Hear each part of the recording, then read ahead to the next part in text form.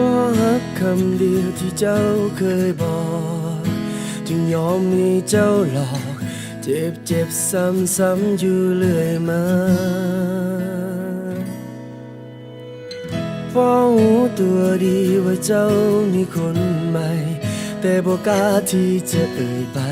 กังวลว่าเจ้าจะบอกลาได้ที่เก็บอาการเอาไว้ยอมให้เจ้าทำตามใจถึงทรมานที่ใจก็ยังต้องทนฝืนเจ็บก็ยอมให้เจ้าแทงทางหลังทางแล้วถอดแล้วแทงซ้ำๆอยู่เรื่อยมายอมค่อยยอมตายอย่างซาใจคนให้ค่าหมดปัญญา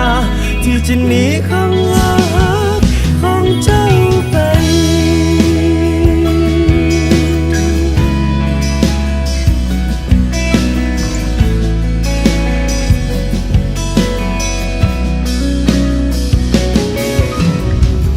จากนี้คงเป็นแต่เพียงของตา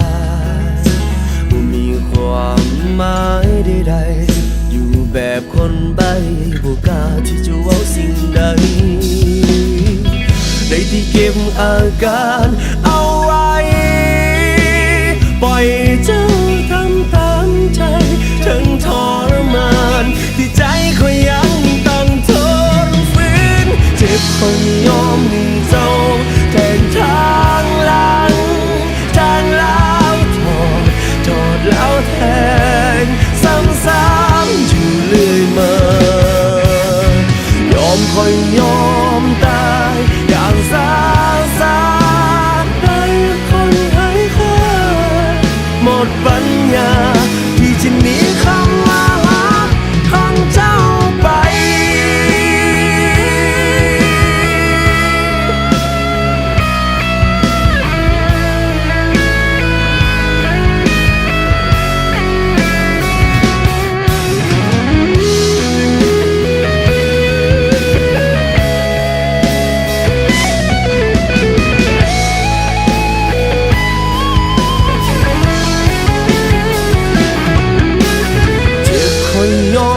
เจ้า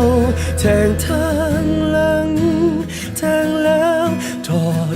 อดแล้วแทงซ้ำๆอยู่เรื่อยมา